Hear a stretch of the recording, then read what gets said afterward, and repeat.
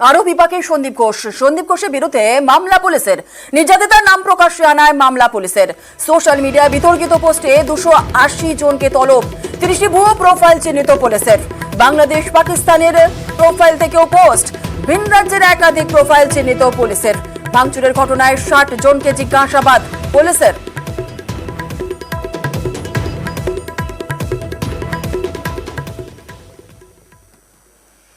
শরীরে 21 আঘাত, আরজি করের নির্যাতিতার খুন শ্বাসরোধ করে।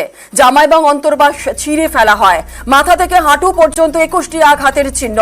গলা টিপে খুন করা হয় নির্যাতিতাকে। যৌন নির্যাতনের প্রমাণ মিলেছে ময়নাতদন্ত রিপোর্টে।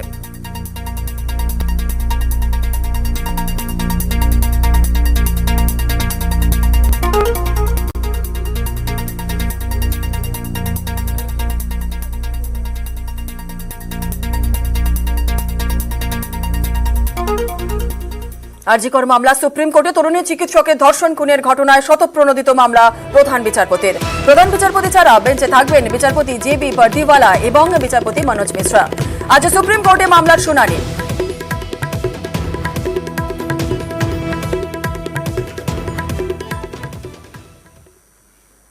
আরজিকর তদন্তে হাথরাস কাণ্ডের অফিসার। আরজিকর মামলায় যুক্ত হলেন সীমা আহুজা। হাথরাস তদন্তে ছিলেন এসপি সীমা আহুজা। এবার আরজিকরের ঘটনা তদন্তে কলকাতায় সীমা।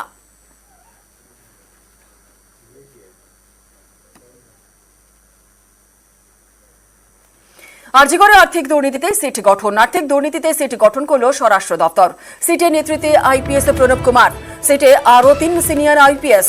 2021 থেকে হওয়া দুর্নীতি তদন্ত করবে সিট। যে কোনো নথি দেখতে পারবেন তদন্তকারীরা। 1 মাসের মধ্যে প্রথম রিপোর্ট দেবে এই সিট।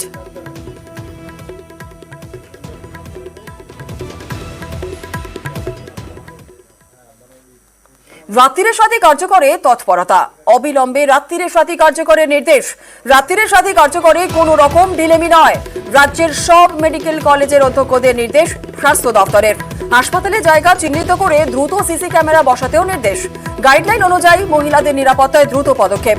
রাত্রির সাথী নিয়ে গতকালই ভার্চুয়াল বৈঠক করেন স্বাস্থ্য সচিব।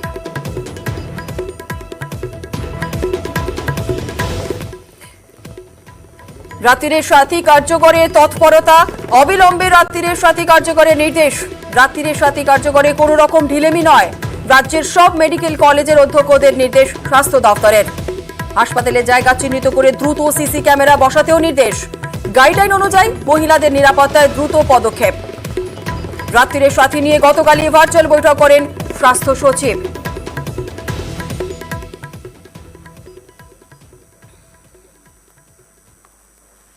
হাসপাতালে নিরাপত্তায় কেন্দ্রের নির্দেশিকা।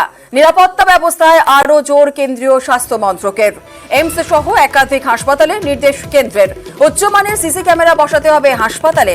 আর হাসপাতালের অন্ধকার জায়গায় লাগাতে হবে আলো। মহিলা চিকিৎসক স্বাস্থ্যকর্মীদের একই জায়গায় ডিউটি। চিকিৎসা কর্মীদের নিরাপত্তায় আরও জোর। মহিলা নিরাপত্তা রক্ষীদের বন্দোবস্ত করতে হবে। মহিলা চিকিৎসক স্বাস্থ্যকর্মীদের জন্য নির্দিষ্ট শৌচাগারেরও ব্যবস্থা করতে হবে।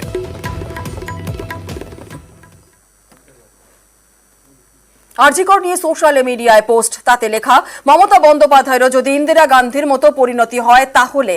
আর এই পোস্ট করায় গ্রেফতার কলেজ ছাত্রী। তার বিরুদ্ধে তেমন কড়া কোনো পদক্ষেপ করেনি পুলিশ। আদালত থেকে তিনি জামিন পেয়েছেন। নাইট ডিউটিতে গিয়ে মহিলা চিকিৎসক খুন, ধর্ষণ। আরজিকরের ঘটনায় দেশ জুড়ে তোলপাড়, সোশ্যাল মিডিয়ায় ঝড়। সম্প্রতি সোশ্যাল মিডিয়ায় পোস্ট করেন কলেজ ছাত্রী কৃতি শর্মা। লেখেন, মমতা বন্দ্যোপাধ্যায়েরও যদি ইন্দিরা গান্ধীর মতো পরিণতি হয় তাহলে। এ নিয়ে অভিযোগ দায়ের হয় তালতলা থানায়। তারপর কলেজ ছাত্রীকে গ্রেফতার করে পুলিশ। বছর 23-এর কৃতির বাড়ি লেকটাউনে। ভবানীপুর এডুকেশন সোসাইটিতে পড়েন। সেকেন্ড ইয়ারের ছাত্রী। রবিবার রাতে তাকে গ্রেফতার করে তালতলা থানার পুলিশ। গত শনিবার কৃতির পোস্ট নিয়ে সরব হন কুণাল ঘোষ। এক্স হ্যান্ডেলে স্ক্রিনশটটি পোস্ট করে লেখেন, এবার কি ঘুরিয়ে মমতা বন্দ্যোপাধ্যায়ের প্রাণনাশের বার্তা বাজারে ছাড়া শুরু? রবিবার রাতে লেকটাউনের বাড়ি থেকেই কলেজ ছাত্রীকে গ্রেফতার করে পুলিশ। আমি তো দুঃখিত, আমার মেয়ে নর্মালি করে দিয়েছে বাচ্চা। তো তো আমরা তো এখন থেকে বলছে আমি করবে না, ও নিজেই বলছে ভুল হয়েছে, সব ডিলিট করে দিয়েছে কি আমি কোনোদিন করবে না, আমার অ্যাকাউন্ট হয়েছে আমি কি করব। अपने हिसाब से ऐसे भावुक होकर के सब देख करके वो कर दी। करने के बाद उसको समझ में आया कि भाई ये हो गया मेरे से गलती। সোমবার বিকেলে কলেজ ছাত্রী কৃতিকে নগর দায়রা আদালতে তোলা হয়। 1000 টাকার ব্যক্তিগত বন্ডে তার জামিন মঞ্জুর করেন বিচারক। নিউজ 18 বাংলা। পথে প্রতিবাদী শিল্পীরা দক্ষিণ কলকাতায় মিছিলে শিল্পীদের গান গেয়ে আর্জি করে প্রতিবাদ।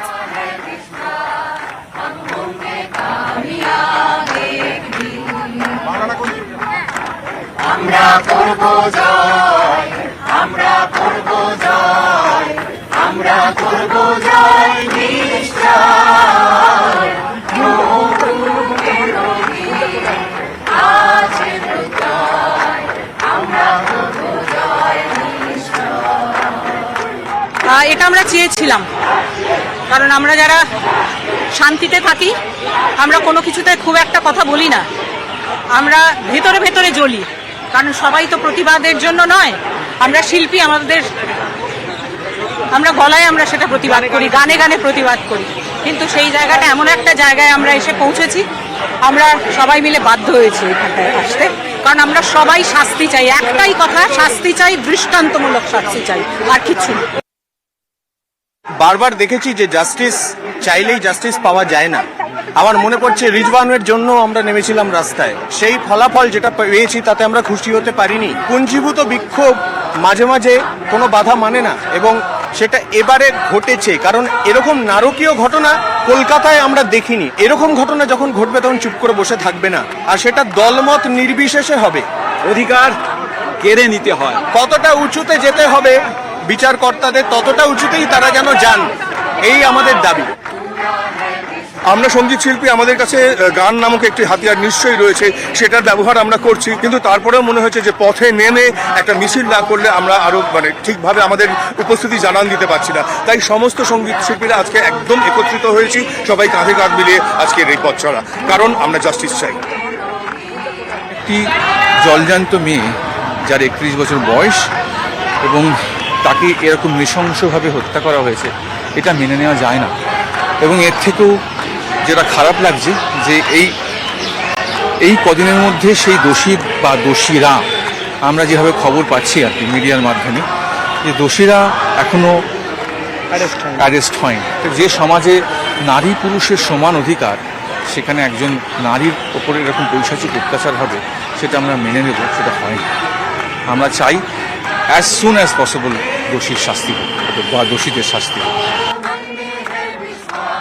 আমি আমাদের মাননীয়াকে অনুরোধ করব, মাননীয়া ভীষণভাবে সহানুভূতিশীল একজন মানুষ এবং উনি মহিলাদের সমস্ত কথা সবসময় ভীষণভাবে ভাবেন।